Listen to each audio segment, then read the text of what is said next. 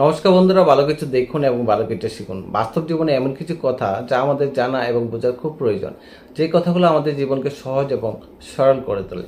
বন্ধুরা, আপনার হাতে যে মোবাইলটা, এই মোবাইলটা যদি আপনি ভুল পাসওয়ার্ড দেন তাহলে মোবাইলটা খুলবে না। তাহলে আপনি যদি ভুল কাজ করেন তাহলে আপনার ভাগ্য কীভাবে খুলবে? কখনোই খুলবে না। ছোট্ট একটি গল্প বলতে শুনুন।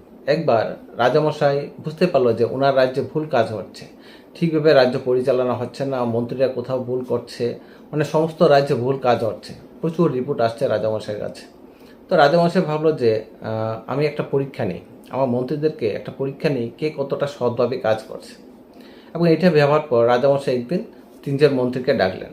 এবার ডাকার পর বলল, মন্ত্রীমশাই, আমি আগামী 1 মাস কিছু খাবো না, কোনো অন্ন খাবো না। 1 মাস আমি শুধুমাত্র ফল খেয়ে থাকবো। তোমরা একটা কাজ করো, আমার জন্য বাগান থেকে ফল নিয়ে আসো, ভালো ভালো ফল নিয়ে আসো, আর ওই ফলগুলো খেয়েই কিন্তু আমি 1 মাস থাকবো। এইবার মন্ত্রীরা ব্যাগ নিয়ে বাজারে চলে গেলেন। তো প্রথমে একজন উনি কী করলেন, উনি ভাবলেন যে রাজামশাই 1 মাস কিচ্ছু খাবেন না, শুধুমাত্র ফল খাবে, আমি রাজামশাইয়ের জন্য ভালো ভালো ফল নেব। তো ওই ব্যক্তি কী করলেন, গাছের উপরে উঠলেন, ওঠার পর উনি ভালো ভালো ফল পারলেন এবং পারার পর ব্যাগ ভর্তি করে চলে আসলেন রাজামশাইয়ের কাছে।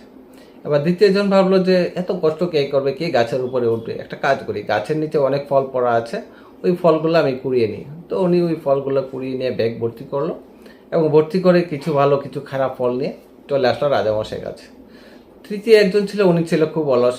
উনি বলছে যে আরে রাজামশাই ফল খাবে না, রাজামশাই এত ভালো ভালো খাবার ঘরের মধ্যে, এইসব ছেড়ে কি ফল খেয়ে থাকবে রাজামশাই? কখনো না, রাজামশাই এমনিতেই বলেছেন।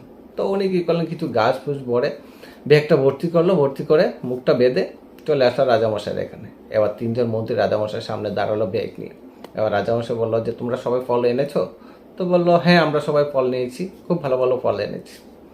তো রাজামশাই এবার ওনার সেনাপতিকে ডাকলেন। এবার সেনাপতিকে ডাকার পর বলল, সেনাপতি একটা কাজ করো, তারা তিনজনকে 1 মাসের জন্য কারাগারে বন্দি করে দাও, আলাদা আলাদা কারাগারে বন্দি করো।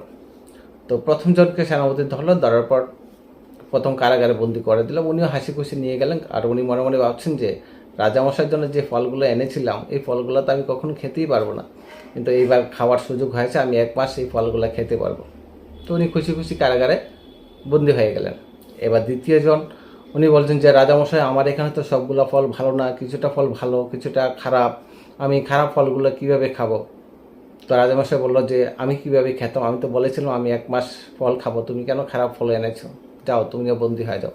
তো সেনাপতি কী করলো, ওনাকেও বন্দি করে দিলে 1 মাসের জন্য একটা কারাগারে। এবার তৃতীয়জন তো হাতে পেয়ে ধরা শুরু করেছে, কেননা উনি তো ফলই আনেননি, উনি যত ঘাস ফুস আছে ওইগুলো নিয়ে এসেছেন। হাতে পায়ে ধরছেন যে রাজামশাই, আমি ভাবলাম যে আপনি ফল খাবেন না, আপনি এমনিতেই বলেছেন, তো আমি ফল আনিনি, আমি শুধুমাত্র ঘাস ফুস এনেছি। তো রাজামশাই বললো কিচ্ছু করার নেই, তোমাকেও বন্দি হতে হবে, যাও, তুমি এই ঘাস ফুস খেয়েই থাকবে আগামী 1 মাস। তো 1 মাসের জন্য ওই তৃতীয় মন্ত্রীকেও বন্দি করে দিলেন। তো গল্পটার মূল উদ্দেশ্য হলো যে আপনি যেরকম কাজ করবেন, যেই কাজ করবেন সেই কাজটা আপনার জীবনে ফিরে আসবেই, আজ না হয় কাল, তার ফল আপনি পাবেনই। সুতরাং সবসময় ভালো কাজ করুন, সৎ কাজ করুন, ফাঁকি দেবে না। কাজের মধ্যে ফাঁকি দিলে কর্ম আপনাকে ফাঁকি দেবে, 100% ফাঁকি দেবে, আজ না হয় কাল ফাঁকি দেবে। তো বন্ধুরা, গল্পটা কেমন লাগলো কমেন্টে অবশ্যই জানাবেন, আর গল্পটা যদি ভালো লাগে অবশ্যই একটু শেয়ার করে দেবেন। ধন্যবাদ সবাইকে, ভালো থাকবেন।